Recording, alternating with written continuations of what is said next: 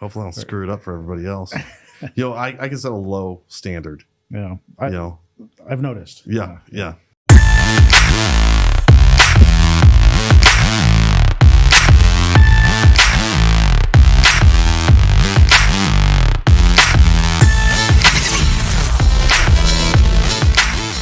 You've done this before, right?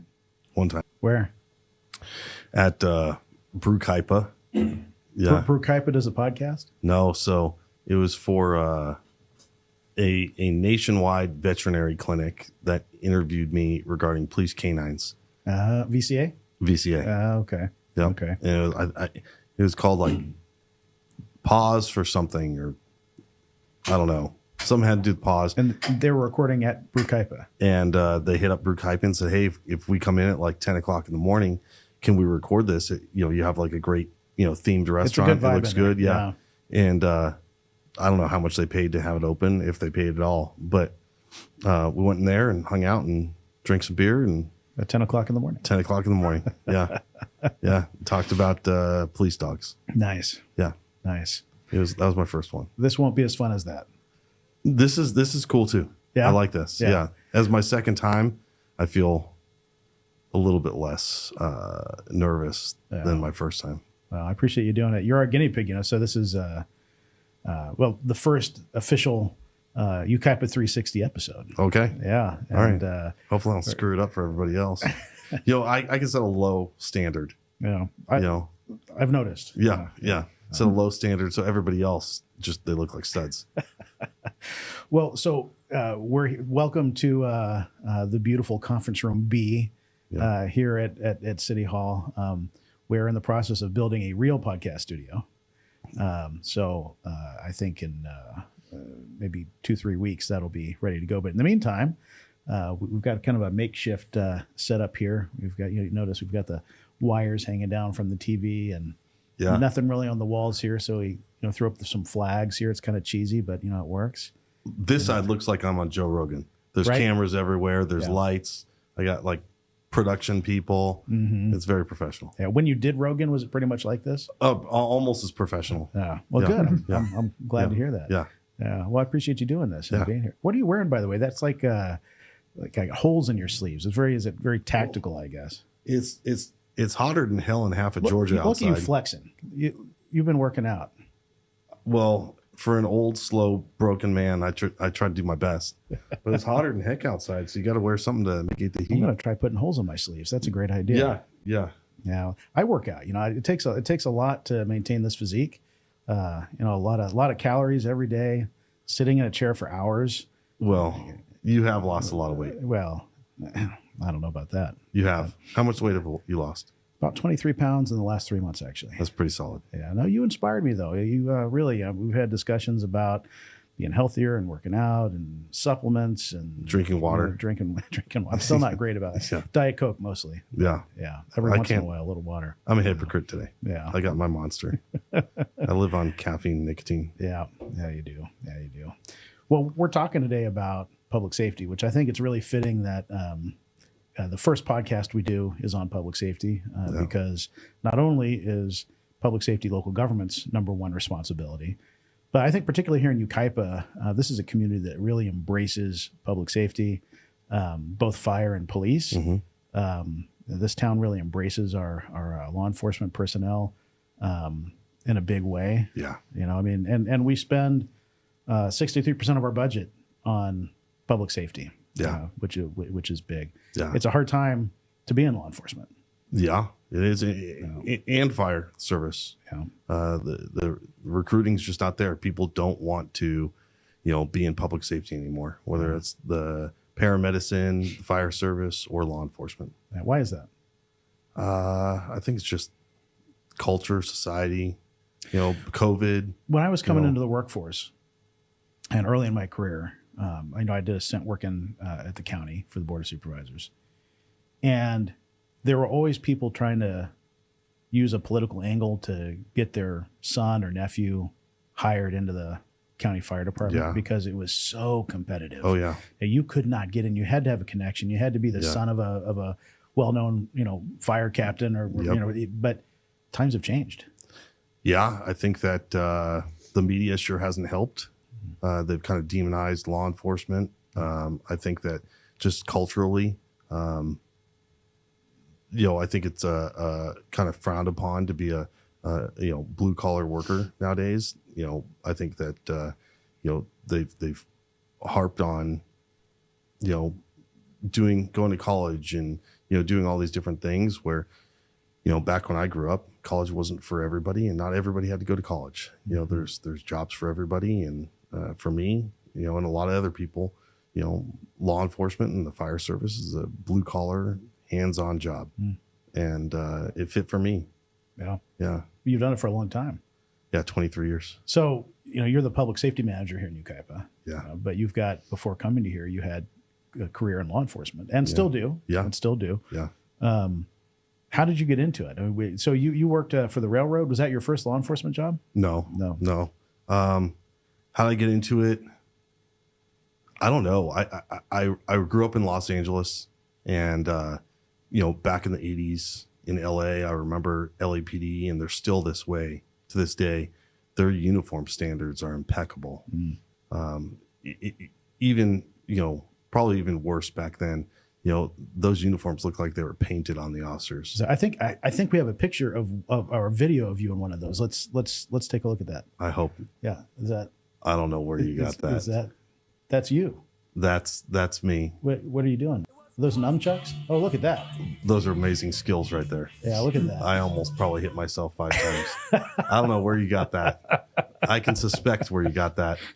That was I actually, protect my sources. That was actually I can't believe you found that.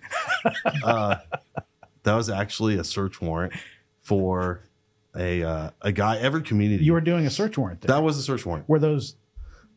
So those were not your nunchucks. No, those were not. Those were department issues. No. Those were bad guy nunchucks. Okay. And every community has nunchucks. Those people that they kind of like terrorize the community, right? There's like 10 or 15 people in every community, and they're responsible for a large amount of property crime. Well, this guy, you're going to definitely have to black out that name on there, but this guy just terrorized the city that I worked in and stole everything. So finally one day, where there's enough probable cause, we got enough, and we hit his house, and I think he stole a safe or something like that from some jewelry store. And we hit his house, and in the house were these nunchucks, and I thought it was a phenomenal opportunity to show off my lack of skills.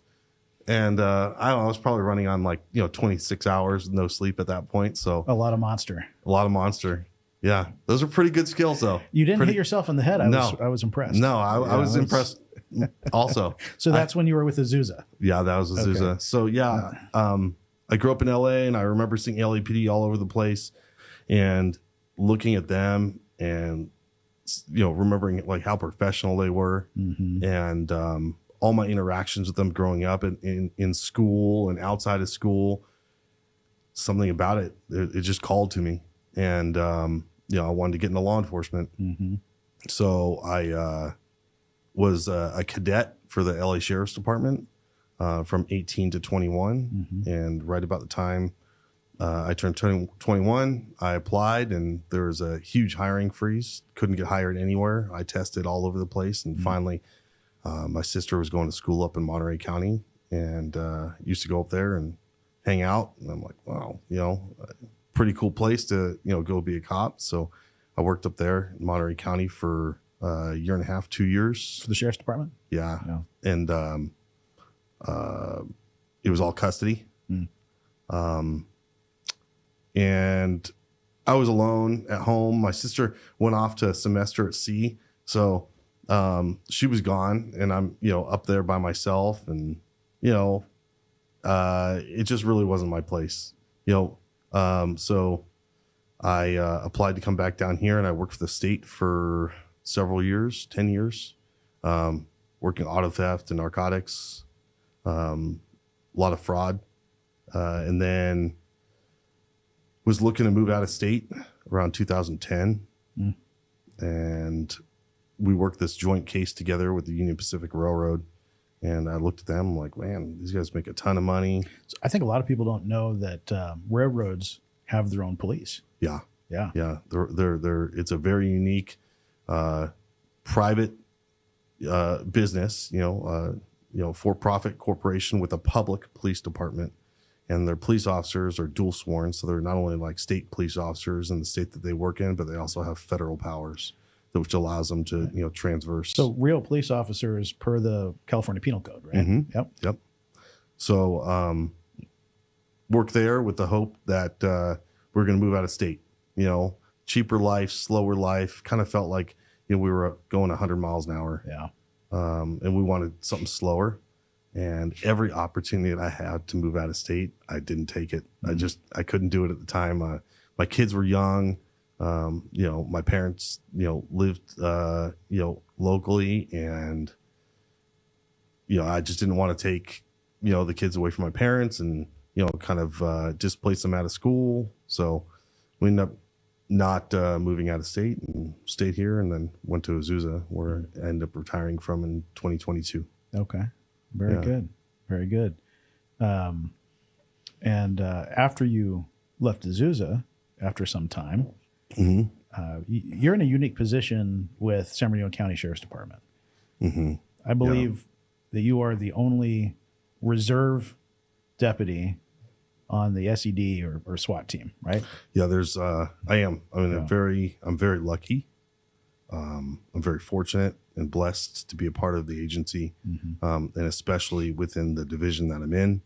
I'm not only do I work for you, but I'm also a reserve deputy with the San Bernardino County Sheriff's Department, assigned to the Special Enforcement Division, which is SWAT.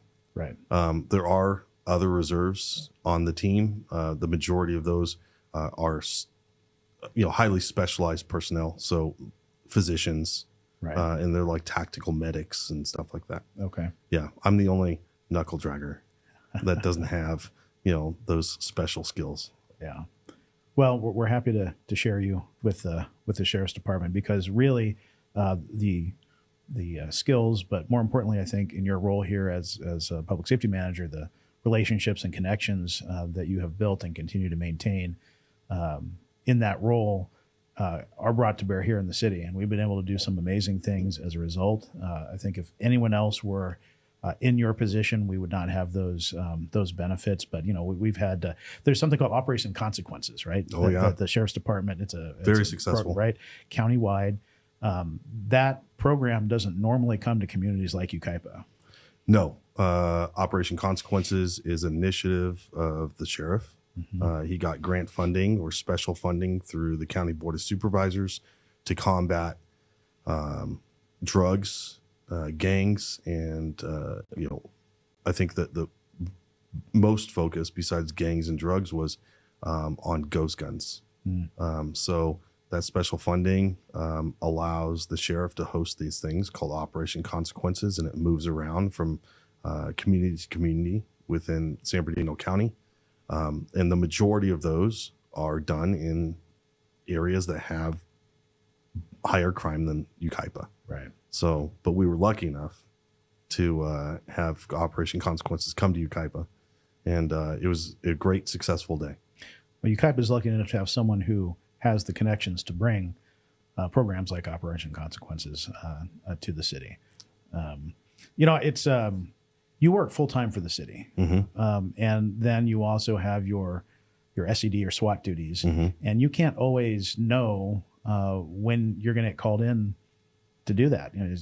Bad guys don't operate on a 9 to 5 workday schedule. So there are times where you get called out, you got to scramble with your calendar. There are times where you've worked a full day here for the city, more than a full day, because you put in a lot of hours. You go home, you're getting ready to go to bed, and you get the call. Oh, yeah. A lot of times. And then you're out all night, and then you report back to work the next day here. Yeah. It's a struggle. It's a balance, but I'm lucky to have that balance. Yeah, we're lucky too. So give me. I know you and I have talked, and you've had some pretty interesting SWAT calls recently. Some where you're taking fire and returning fire. Give me a good story. Something that happened recently. This is not live, right? No, it's not live. I can't talk about it, sir. You can. No, you can. I can't. Just a little story. You don't have to name names. I really can't. I'll get fired. For sure. Yeah, but this would be a great episode. Yeah, it would. For sure. Okay, act it out. I'll do it. Mime it. Yeah. You know, mime it. Okay, Joe's the bad guy. Pull your gun. Yeah. No. Yeah. That's what you should do on this. You should do like pocket dumps. You've seen that? No. Yeah. So Rogan does it.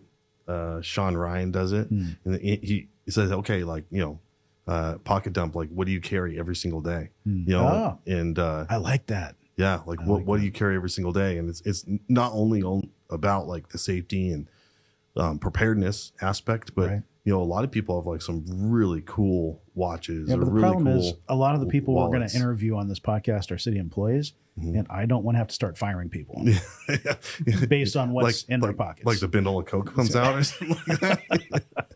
Speaking of, all right, So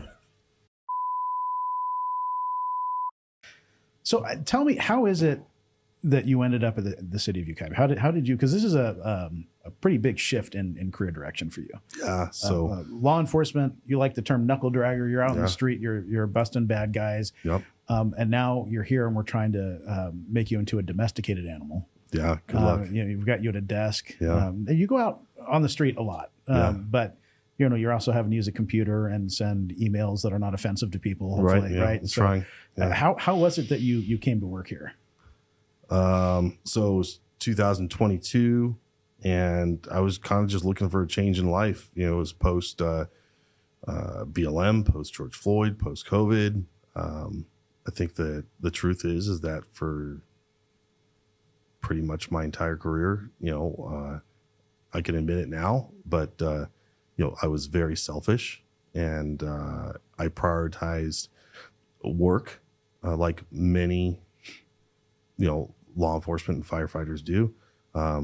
You fall in love with the job and you prioritize work over family. And I was young and I had young kids, and we were kind of raising our kids. I've told you this before, like at the same time we're raising ourselves, and I made a lot of mistakes, and kind of matured enough to see that I need to focus a little bit more at home. I was driving very far to work, and I would sleep at work my entire work week. And then commonly you have court or training, on your days off. So I'm still sleeping at work. So I'm gone 5, 6, 7 days a week, come home for one. And I work graveyards almost my whole career. So I'm a zombie on my days off anyway.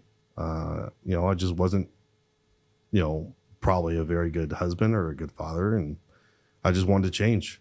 Yeah. So 2022, I got approached by the former city manager and said, hey, we have this job. The person who's in it is going to be retiring. Your name came up. Are you interested? And to work, and have the opportunity to spend more time at home and more time with my family, and, be a better dad. I'm going to take that chance.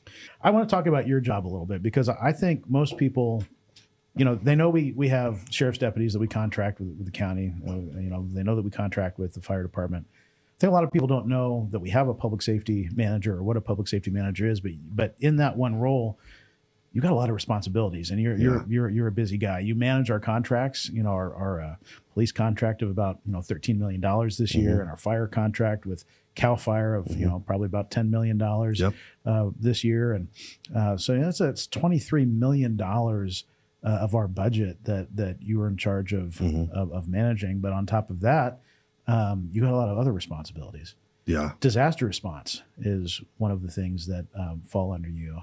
And I got to tell you, about a year ago this month, when we got hit with Tropical Storm Hillary, I hadn't been on the job that long. I started in March. In August, we have this, hurricane bearing down, and then turned into a tropical storm and slammed into Yucaipa, and there was devastation.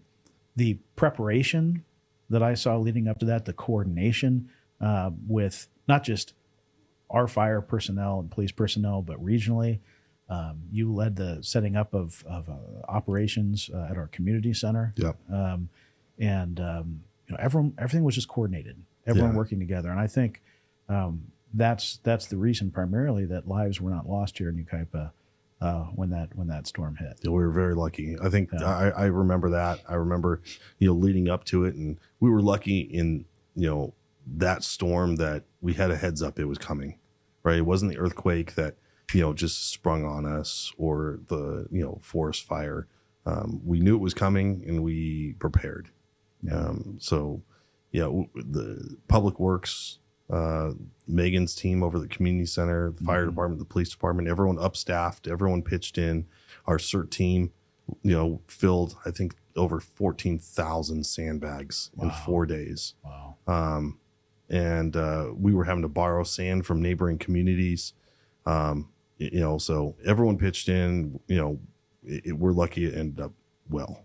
Well, we were fortunate. The storm wasn't worse than it ended up being, but it was a powerful storm, and we were more than fortunate and lucky. We were blessed to have the right people in the right place at the right time, and you did a phenomenal job organizing the preparation and the response. Thanks. No, I remember you were new here. I was. I called you up. I said, it's time to wake up. Yeah.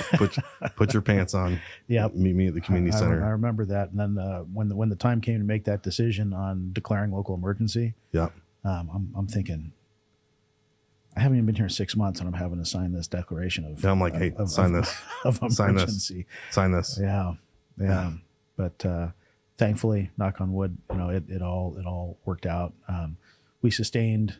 We thought at the time it was about $5 million of damage to city infrastructure. Yep.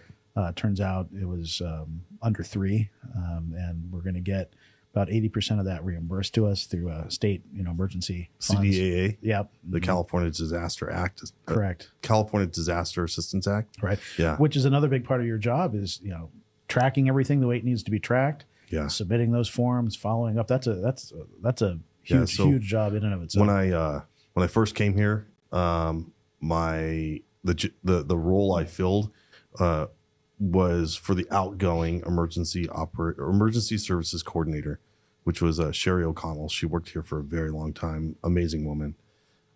She also worked for the sheriff's department before coming to the city. And that role expanded. We have, contractors that work for us in essence, right? Cal Fire through for the fire department, and San Bernardino County Sheriff's Department for our police services. And in any time where you have somebody working for you, communication is very important. And I think that you recognize that, and the rest of the city recognize that, and that's my job, right? I'm the person in between the city and the police department, and the city and the fire department, that relays messages that are important from the city to the police department or to the fire department, and points those agencies in the direction that are important to the city. And then on the flip side, my job is to be the cheerleader for the fire department and the cheerleader for the police department. And when they need equipment or training or funding or staffing, I come over here and I shake my pom-poms and try to get it. And if that doesn't work, I start banging on desks screaming, so yeah. I can verify that. Yeah. Yes. So in addition to that, it's not only, from the public service or public safety side, I work cooperatively with our fire chief, Grant Malinowski, and our, captain, Mike Walker, the sheriff's department, to direct our public safety. And those are great relationships, but I also manage all of our grants and our Narcan programs and our active shooter programs, and, teach classes for the city. Had our SOP team. I direct our SOC team, which we'll talk about in a minute here. But, I think a lot of people don't stop to reflect on how, as a city that contracts for police and fire, how that works, right? I mean, yes, we contract with the sheriff's department, we contract with Cal Fire, but our job at City Hall doesn't end the day we sign the contract, right? Yeah. We don't just hand it off to them and then they run their program. We like to say Yucaipa Police Department, Yucaipa Fire Department. Yeah, and we have been fortunate in that our partners at the Sheriff's Department and at Cal Fire make allowances for how we want services provided and the approach here in Yucaipa, right? Which may be very different than what some other communities are looking for. Mm-hmm. On the policing side, not long after I started, right after I started, the city's police captain retired, Mm-hmm. and Sheriff Dicus came here and met with me and said, I'm going to get you a new police captain to run your station. What are you looking for? And I really appreciated that, the opportunity to give that input. And it gave me a chance to say to him, look, we don't want this to be the vacation station, Mm-hmm. right, for deputies. This council and this administration, we want an aggressive approach to law enforcement. We want a captain who's going to be lighting a fire under his guys to hit the streets hard and aggressively enforce the law. That's what the citizens of Yucaipa want, right? Mm-hmm. And while Yucaipa's crime rates are lower than in a lot of communities, we certainly have our issues here. And we've got, I think a lot of people would be surprised if they were aware of the level of illegal drug activity Yeah, that happens staggering. in Yucaipa, right? And that drug activity leads to a lot of other crimes. Yeah. Some violent, some property crimes. And that's all tied in with our homeless issues as well, right? And so I think one of the things you've done exceedingly well is bridge that gap between the administration at City Hall and the personnel at the Sheriff's Department to say, look, here's what the city is expecting out of this contract. And this is the direction, the approach we're expecting. And then on the flip side, coming back and saying, listen, here are the challenges we're facing to execute, right?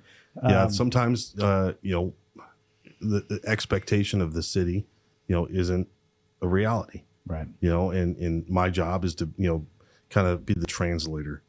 Can we get it done? Is it ethical, moral, legal, within policy? Right.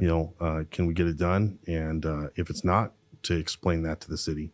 And then on the flip side is to take the mess, the I guess it would be, community expectations that, City Hall's hearing, about things that we need done in our community, and go relay that to our fire department and police department, and, kind of help, direct and manage those activities. Mm-hmm.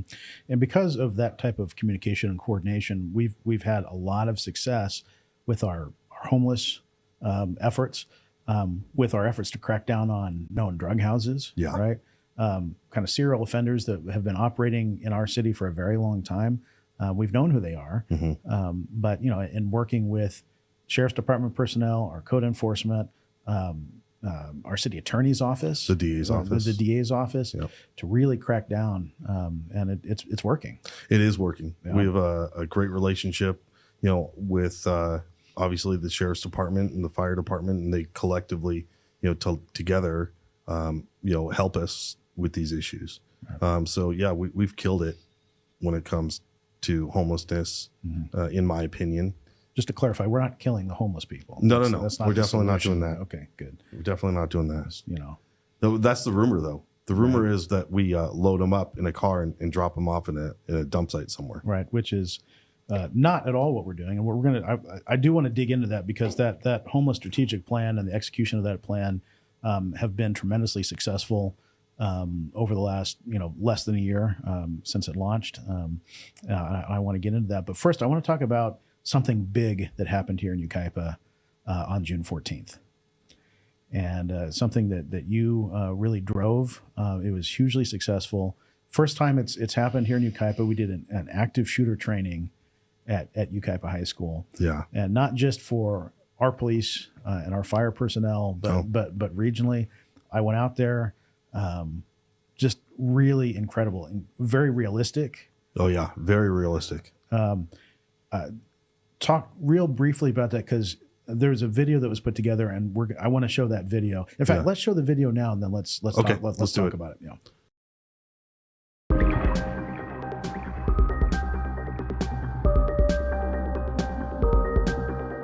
Today we're collaborating with law enforcement allies around the region and our fire department, first responders, to conduct this all together critical training of active shooter, to teach our first responders how to stop the killing, and then followed up with stop the dying. So any victims who were shot while the active shooting was happening, they were learning how to save lives after we stopped the threat.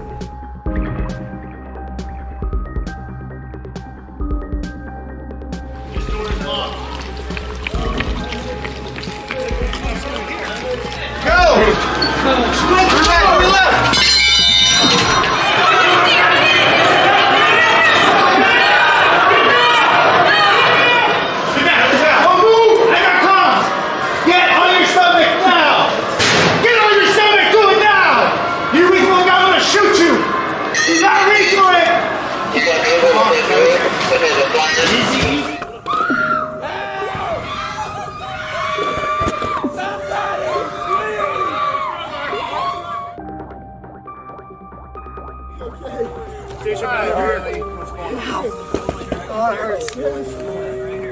See here, see over here.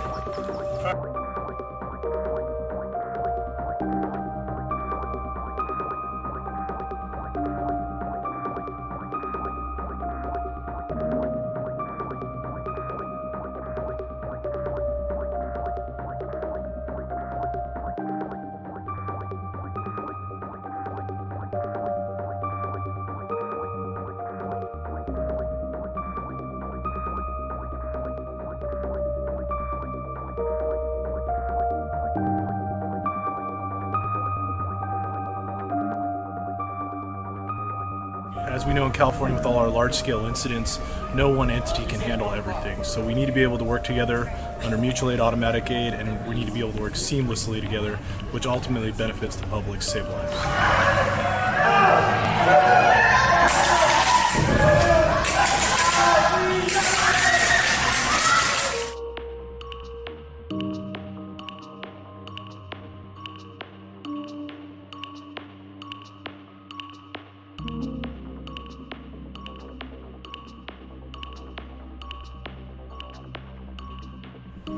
One of the many lessons learned during each debrief, and there's a debrief after every single scenario, was that the officers showing up don't know where to go on this school campus. And so there is a delay, a significant delay of showing up, getting fed a certain amount of information, moving around the campus to find where that incident is taking place. And every second that they are delayed is the potential for more casualties. So the value of bringing in first responders, partnering with your local law enforcement, your local fire department, and bringing them in, even if it's for a barbecue, but ideally, working up to something like this is invaluable. We need to lean on industry experts, and if that's a consulting company or anyone who is knowledgeable in these fields, we really need to think outside the box, work collaboratively together, and provide the most realistic training possible. And I really feel like that's what we accomplished here today. Collaboration is so important to keeping the public safe. And if more school districts held events like this, I think that we could really start to make a difference.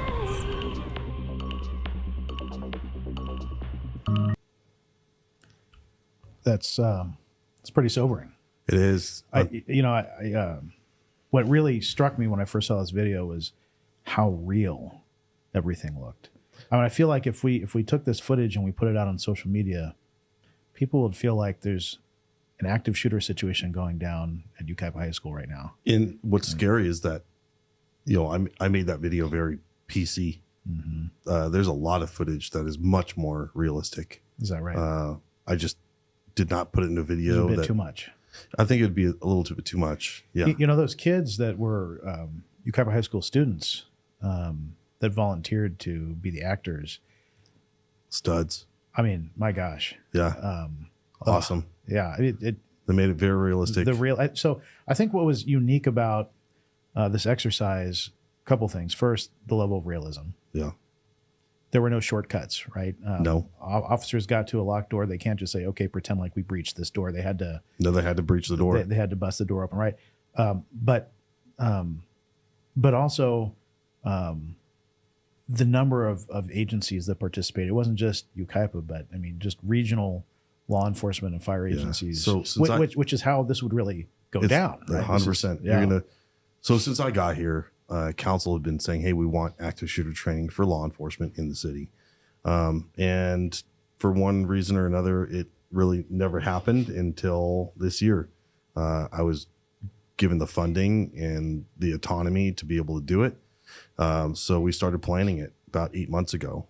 And we brought in consultants from Pangea Consulting that helped us design our scenarios to not only match the campus layout, but we're also realistic, because the last thing you want to do is go to a training scenario as a law enforcement officer and get thrown into the training scenario with zombies that don't die and Martians from outer space and 500 bad guys from ISIS or something like that.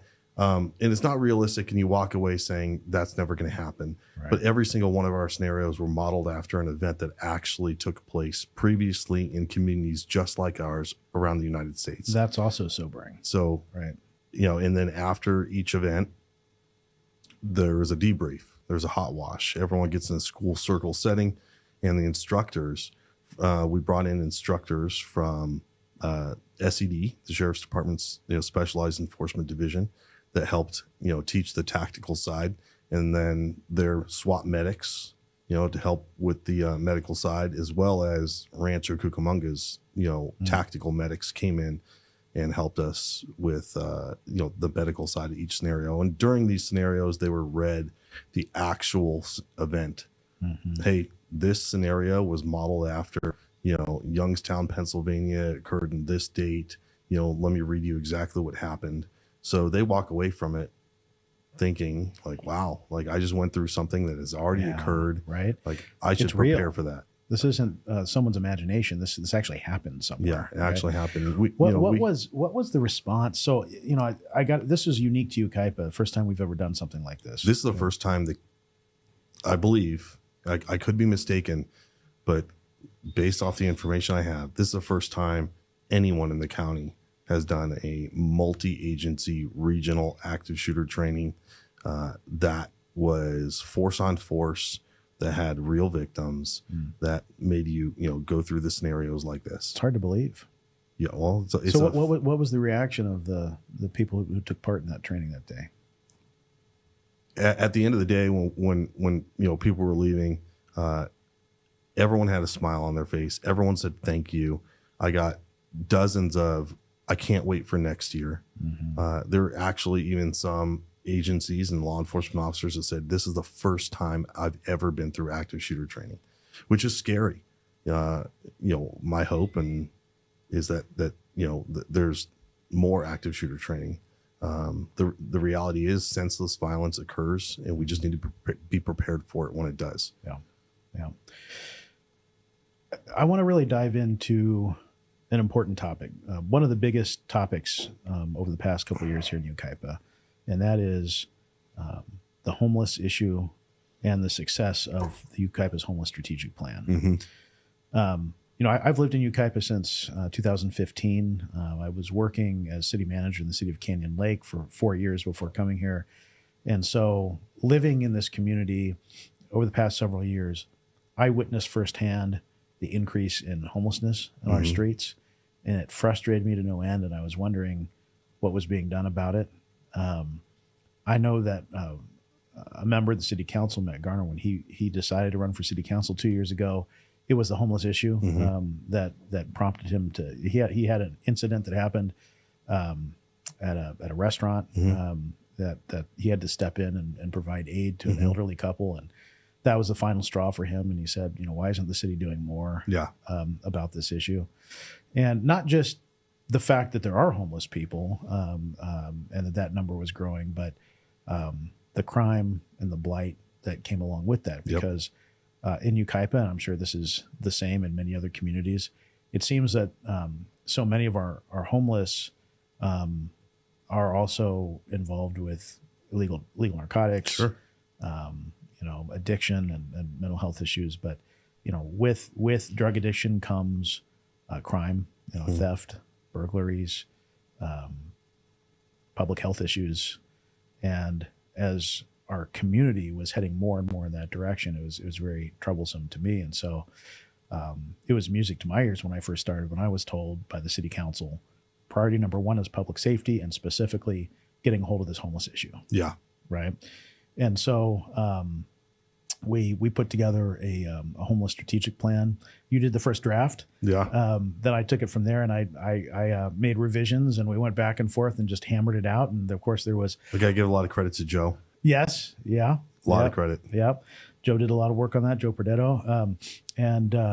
Of course, with a lot of guidance from the city attorney's office to make sure that we weren't crossing any legal lines that would get us into trouble, but finding creative ways to use the laws that are on the books to crack down and to provide services, right?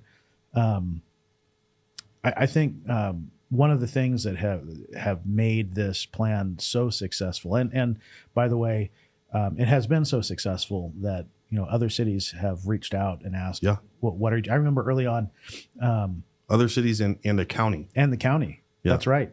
Yep. Well, I remember early on, one of our neighboring cities reached out, and they said, what are you guys doing? Like we've been asking our homeless people that we're not familiar with, where'd you come from? And they're saying Yucaipa.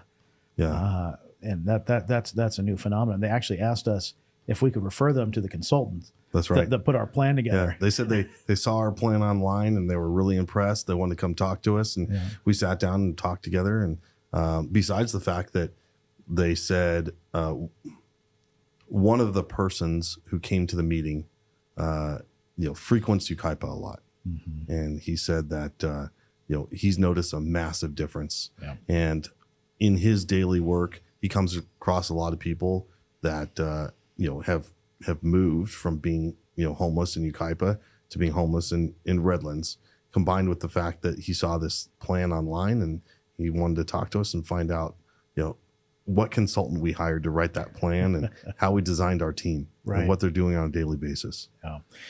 No, that was a nice compliment, even though he didn't know he was complimenting us. Yeah.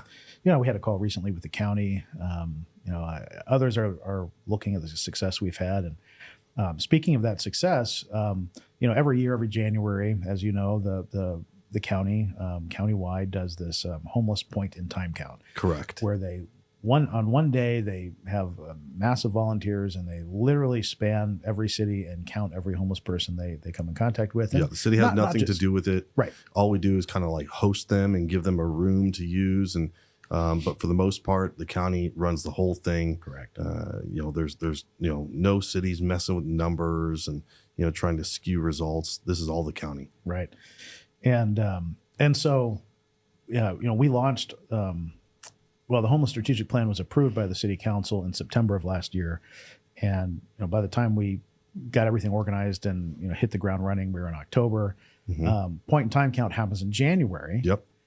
And so basically 3 months of actual operations. Yes. That number in January was 41% lower than it had been the previous January. Yeah, in 3 months. In 3 months. That 41% is probably low. Because I believe that from the prior January, the numbers had actually increased on the streets of Yucaipa. And so even though the number was 41% lower than it had been a year ago, it had probably come down a lot more than that, in 3 months. And we know that since January, the numbers have gone down quite a bit more. There are days where it's hard to find a homeless individual on the streets of Yucaipa. Yeah, we're lucky to live in this community. Yeah, no, we really are. But I want to talk about what makes the plan successful, because I think there are a lot of people in this community, and rightfully so, that are that have big hearts and are concerned about those who are homeless on the street, and they want to make sure that our plan is not simply going out and busting knees and moving people to another community. That's not what's happening here at all. I've been really proud at the number of people we've been able to connect with services and get a roof over their heads. We lead with Helping Hand. One of the cornerstones of our strategic homeless plan is the solutions-oriented policing team, or the SOP team. Yep. And you head that team. Yep. And that team consists of 2 sheriff's deputies. Correct. We created a new code enforcement officer position that's assigned strictly to the SOP team. Yes. She's phenomenal. She came to us from the city of Manning and had a lot of experience with homelessness coming in. Yeah. It includes county Department of Behavioral Health social workers. Yeah, two county Department of Behavioral Health social workers. Yep, and they have all the connections of services that are available countywide. So not just in the city of Yucaipa, but anywhere that there are services they can help connect people with. And of course, that SOP team works in conjunction with our park rangers and our public works department, right? Yep. And so that team goes out every single day and makes contact with every homeless person that they find, first offering services. How can we help? But unfortunately, as we know, so many, probably over 90% of the homeless individuals that we encounter refuse help, especially initially, right? For the most part, yes. And that's fine. But in Yucaipa, if you're going to refuse help, okay, but you can't be causing trouble, right? You can't be committing crime on the streets of Yucaipa. It's not, one of my favorite lines in the homeless strategic plan is that it is not a crime to be homeless, but it also should not be an excuse to commit crime. Yeah. Right. We will not tolerate crime here in Yucaipa regardless of your housing status. Correct. Right? And so if you're not willing to accept help, okay, but you can't be shooting up on the street, leaving needles, defecating in front of a business, blocking a sidewalk, creating blight, right? We're not going to tolerate that here in Yucaipa. And so we enforce the law. We enforce it heavily. I think our hope is that people will accept help. But if they don't, we're going to contact them every single day until they accept help, get caught doing something illegal, or they decide they'd rather be somewhere where they're not going to get contacted every single day. Yeah, I think Mayor Beaver, said it best. He said, it doesn't matter whether you live in a cardboard box or a mansion. The law is going to be enforced the same, Right. equally. I can't speak for the sheriff's department, but I can speak for, the intent of the SOP team. And we're not going to step over $1 to pick up a quarter. So you'll see in a lot of other communities, they have this approach where if somebody is homeless, but they're committing a crime, they will ignore the crime because they're homeless. Where here in Yucaipa, and I believe the rest of the sheriff's department, but definitely here in Yucaipa, if you're committing a crime, we're going to investigate and, if warranted, enforce the laws regarding that crime.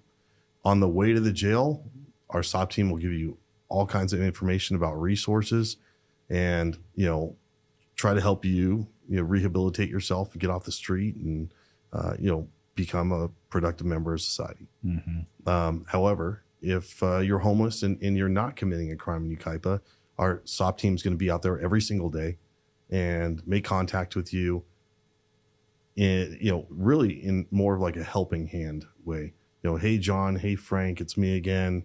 Don't forget about those resources. Don't forget about the shelter here. Don't forget about, we can help you get your driver's license or your social security card. Look, I just wanted to put a picture of our SOP team up here. So who are these individuals here, Trevor? So on the far left is George. That's one of our behavioral health social workers. You see Captain Mike Walker, second to left. Next to him is Deputy Juarez. And then obviously you.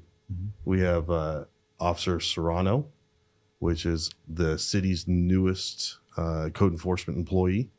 She was hired specifically to deal with homelessness and,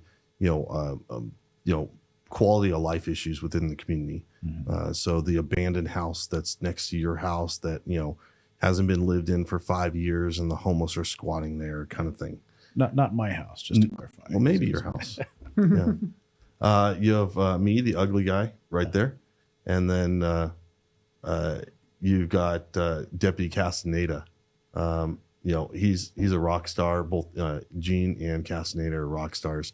I think last time I looked, between the two of them, or the three of them, they make over 350 contacts every single month. Wow. On average, Castaneda makes like 40 arrests a month. And that's just kind of a highlight to, really what we're doing here. We're not stepping over $1 to pick up a quarter. Mm-hmm. If you're homeless and you're committing a crime, we're going to enforce the law just like anybody else on the street. Right. We're not going to treat you any different. They're doing a great job. And then obviously, Lieutenant Scoble. Right. I just promoted him. It's Lieutenant Scoble, not Captain. Don't do that. He'll get reassigned. We want him here. Yeah. Yeah. No, that's great. This team is doing a phenomenal job. We've had some, aside from just bringing the numbers down, we've had some phenomenal success getting people into help. We're really lucky. I don't know what it is. I'll be honest with you. I mean, besides the fact that we have talented employees, talented partners, and they're doing a really good job going out every single day and networking with other nonprofits in our community. And I encourage them, hey, go take them to lunch, see what we can do for them because they're always doing something for us, right? It's a two-way road. But, I think that a lot of other communities are probably doing something, similar, in their approach to the relationship with our external partners. But there's something secret in the sauce of the recipe that they're doing because, we've had enormous success getting people into rehab, getting into, transitional housing, into long-term housing. We've gotten multiple letters from people saying, hey, I was contacted by your SOP team. It was actually this team right here, Deputy Juarez and Officer Serrano. They contacted a couple living in their car over at the rest stop off the freeway. The couple had moved into California with hopes of finding jobs. It didn't work out. They're living in their car, trying to make ends meet. At the end of the day, they got them into some transitional housing. They helped them get their ID cards and their social security card. They were able to get jobs, and now they're off the street and, living a good life. So that's fun. That's what it's all about. Right? It's what it's all about. Right. They end up writing a letter, and, we gave, the sheriff's department gave, Deputy Juarez, and I gave Officer Serrano kind of attaboys for, really making an impact on somebody's life. Yeah, that's phenomenal. I know that residents in the community have noticed a difference. Our businesses have noticed a difference. In fact, at a recent city council meeting, one of our business owners in the Uptown, who is also very active with our Chamber of Commerce, stood up at the podium and said, "This is really working. I mean, I don't know what you guys are doing, but it's working. Thank you. Please keep doing it." In fact, do we have that video? People in the Uptown have noticed a remarkable difference in the number of transients and the problems that we've been having. And I know that all of the business owners there truly appreciate what has been done with that. Yeah. That's awesome. No, I hadn't seen that. You had, yeah, no, I mean, and we're getting that kind of feedback on a regular basis now, where people are really noticing. We also have a letter to the editor. Oh, let's see it. Kudos to Lieutenant Steve Scoville and his team for the amazing solutions-oriented policing plan for handling homeless issues in Yucaipa.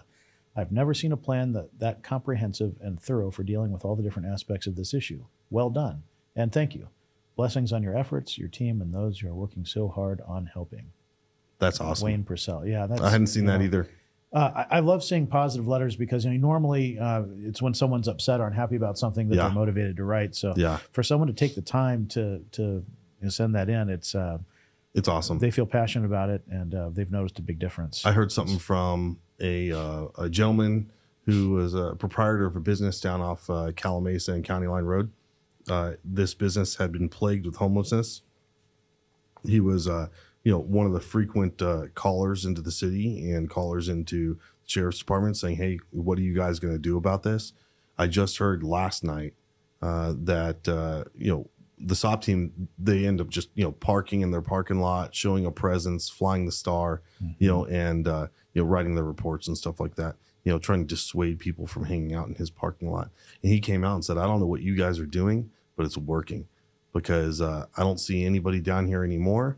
And, I have another property up in Uptown, and, we go out for lunch, we go out for dinner, and we used to be, kind of attacked by all these homeless, begging for money and, sleeping next to our parked car. And he said, "I don't see any of them anymore."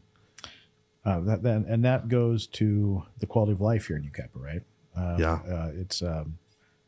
It's amazing to see that progress. They're doing a great job. I'm really proud of them. As great as that success has been, it's not one of these problems that you solve it and then it's done, right? It's going to be a constant effort. I think it's even another name for homeless or transients, right? They move around, so there are always different people coming into town.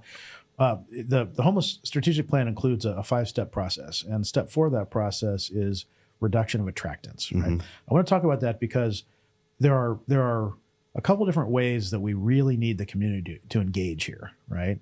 One of the ways is in helping us to reduce the attractants. And I think we've had some success there.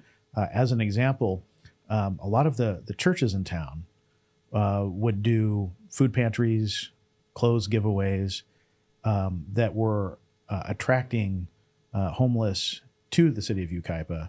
And you and the SOP team have had a lot of success working with those churches and nonprofits to not stop doing that, but to organize it in a better way that provides the service, but maybe isn't the same level of attractant all throughout town. Yeah. Well, to back up one, you were talking about, the homelessness is, not just solved overnight, and it's going to require constant effort. I think in light of the grants pass ruling and, obviously the massive problems that the city of Los Angeles has, those homeless people are going to have to go somewhere. The LA County, Anaheim, Santa Ana, all these big communities that have been plagued with, people camping out in public spaces as a result of the 2018 ruling in Boise versus Idaho, which was just recently overturned with the grants pass. Martin versus Boise, I think is that. Yeah. I'm sorry. Yeah. Thank you. Yeah.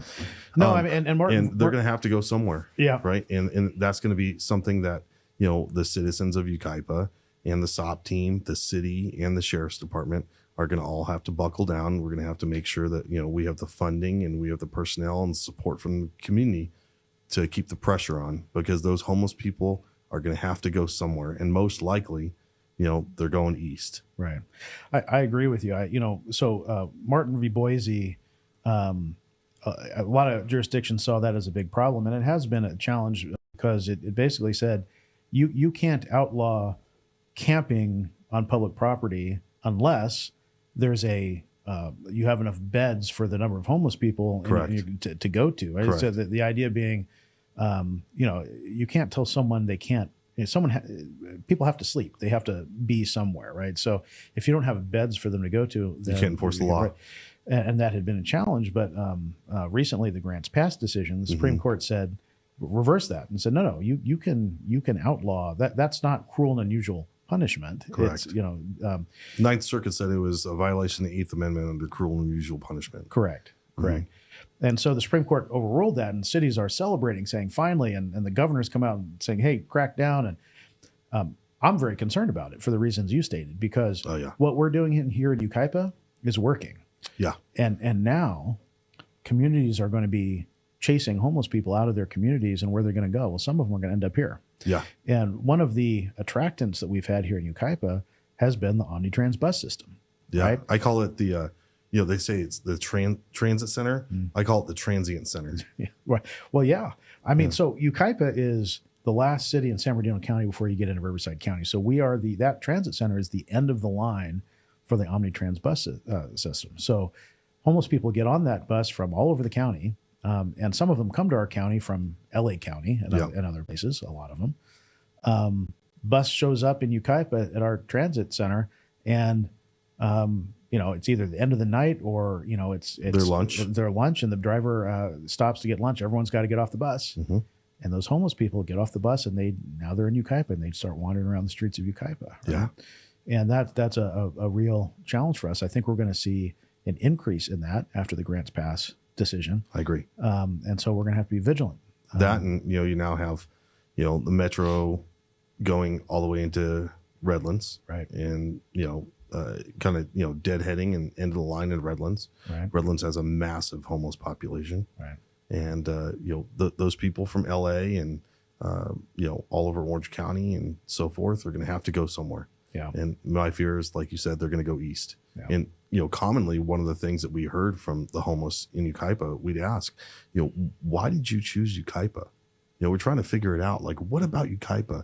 We're kind of isolated from the rest of the county. We don't have the DMV, and we don't have the 24-hour liquor stores. We don't have the massive shopping centers that you can beg for change at.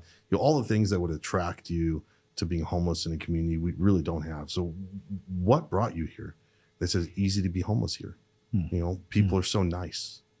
People are so giving here. They probably feel safe compared to some other communities. That too. That's the other thing. They said that there's so few homeless, and it's rural. Right. So, the risk of them being robbed or stabbed or their things taken from them when they leave their transient camp are very low. Right. We really want to provide help to those who want help. And the truth of the matter is, in San Bernardino County, there are so many resources.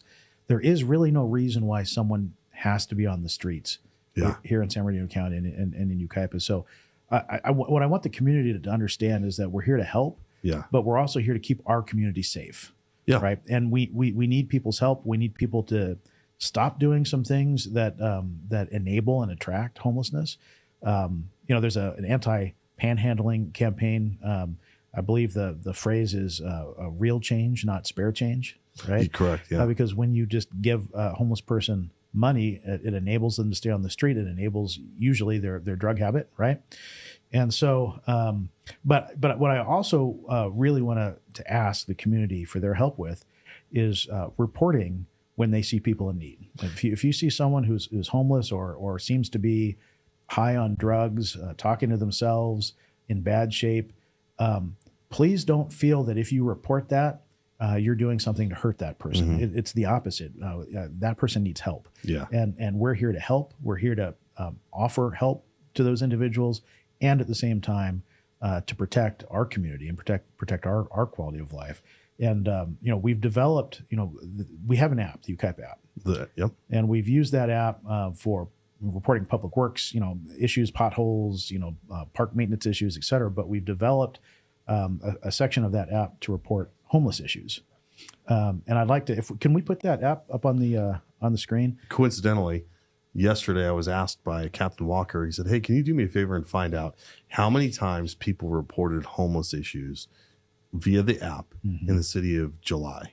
What was it, Joe? Like 384 reports? Do you remember? It was 48. You were close. 48? Yeah. No. Where's my phone? Are you sure?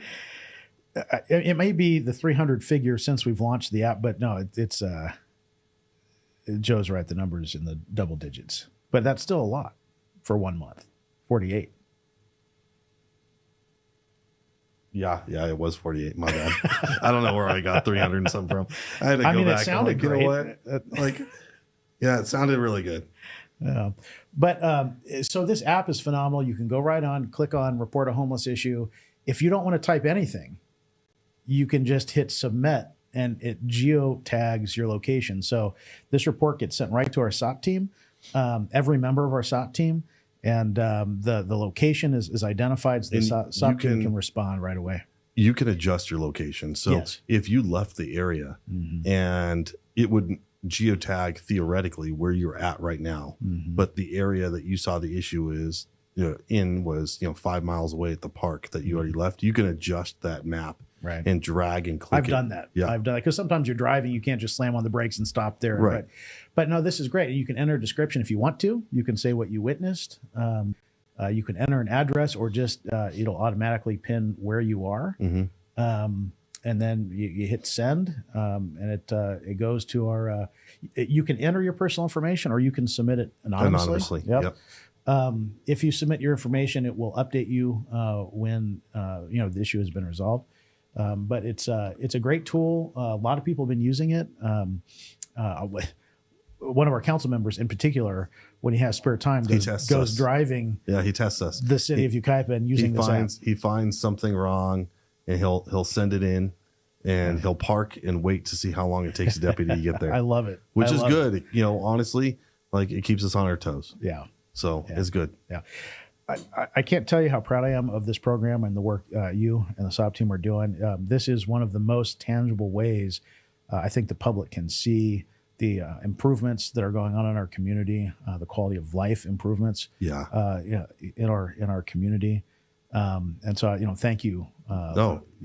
It's not me, sir. It's the people that we work with every single day, that are a part of this team.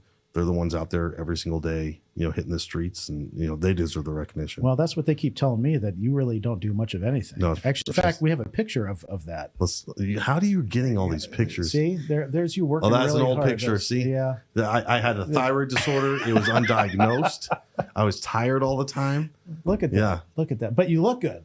Look at that. All tacticaled up there. Yeah, that was many years ago. That was many years ago. Yeah. Yeah. Like I said, it was medical condition. So, back when you were a cop, you got away with. Now you're actually busy. Oh, yeah. Yeah. Well, a different busy, but yeah, different busy. And now for the most part, I actually go to sleep at a normal hour every single night. That's the thing that's crazy to me. I mean, I know how many hours you work. I mean, like I said, you work a full-time job here, 40 plus hours. I doubt you've done a 40-hour week here. It's probably always, much longer than that. 100%. And then you're doing the SWAT team duty on top of that. And my phone's going off. And you got to train because you're an old guy. You got to keep up with the young guys on the SWAT team. Man, they're right? studs. They're studs. I'm literally going out, jumping out with my team when I get off work here. Wow. See, Yeah. and given all of that, how crazy your life is. Yeah. You once told me that you feel like you can relax now compared to what your life used to be like. Oh, 100%. Yeah. 100%. You actually get a day off every once in a while. Get a day off every once in a while.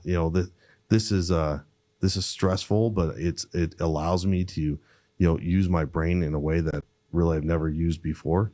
And I enjoy it. It's definitely different for me. Yeah. You're having to, tame me, into, a civilized office person. Right. I used to make fun of people like me. If only, 20 year back, me could see me now, he'd be so disappointed. I don't think so. He'd call him a carpet cop. Yeah. I think he'd look at you and say, yeah, I turned out pretty, call him a carpet pretty cop. badass. Yeah. So no, I'm really lucky. I'm very, blessed in the way my life's turned out. And, I appreciate the opportunities here. Well, we're blessed to have you. Yeah. I love this community. I'm very passionate about it. I love being here. Yeah. I'm grateful for the opportunities. I'm grateful, honestly, for the citizens that live in this community, because without their support every single day, I think you asked me at the beginning of the podcast, like, hey, like, this is a great community to be a firefighter, or a great community to be a law enforcement officer in, and I was thinking, like, this is a great community to, be in public safety. And I think the reason why is, we have a very supportive community. We're not that community that's plagued by drugs, in the sense that, we have cartel members running around and shootouts all the time. We for the most part, pretty conservative town, and, for the most part, they support law enforcement, right? They support fire. The deputies and firefighters come into work every single day saying that someone tried to buy me lunch. They actually thanked me. Guys that come here to work overtime say, man, like, I've never been thanked before. In their entire career, they go around, like, no one ever thanked them for their help. And this is the community where you can do that. No, it's one of the things that drew me to this community when I decided to move here in 2015, because I was working at the county at the time in San Bernardino, and I was looking around. I wanted to move closer to work. I looked at all the communities in the region and just fell in love with Yucaipa. And it was, a lot of things. It was just the more rural, beautiful environment, the mountains. I love it when they're covered with snow. It's just beautiful here. We almost get 4 seasons here. Almost. Yeah. But also really it was the people, right? I mean, just small town feel, small town, patriotic, super patriotic, supportive of law enforcement. You look at like the what's the event we have at Stater Brothers, where they have their flags and they drive around every single street. Liberty Lab. Yeah. The same group that runs something called CRB, the Citizens Review Board. Civil Review Board. Yeah. And there you talked about our partnership with the faith-based community, and they were the conduit to link us up with the Yucaipa Ministerial Association, where we have meetings with every single month. And we talk to them about homeless issues. We talk to them about preparedness. We talk to them about crime. We'll talk to them about, city issues. And they're working cooperatively with us to try to combat the homelessness in Yucaipa. Try to get people off the streets and not enable people, but help people. And, through their partnership, we've been successful. Yeah, that's amazing. Well, keep up the good work. Thank you. And thank you again for being our first victim here on Yucaipa 360. I'll have to do it again. Absolutely. I hate talking about myself. It's like the most uncomfortable thing on planet Earth, because in my profession, for the most majority of my career, it's a law enforcement agency. Just like fire, and it's that they're paramilitary organizations, and the last thing you do is talk about yourself. It's very faux pas. So I'll be better on the next one. Well, we'll have to find better photos next time too. Okay, game on. Game on, buddy. Uh-oh. Speaking of, are you wearing makeup? I am wearing makeup. Oh, do you like it? I mean, you don't look shiny Well, like I do. I'm married, so don't get any ideas. Okay. All right. All right. Well, Try it. Trevor Benson, Public Safety Manager for the city of Yucaipa, Reserve Sheriff's Deputy, all around great guy. Thank you. Thank you, sir.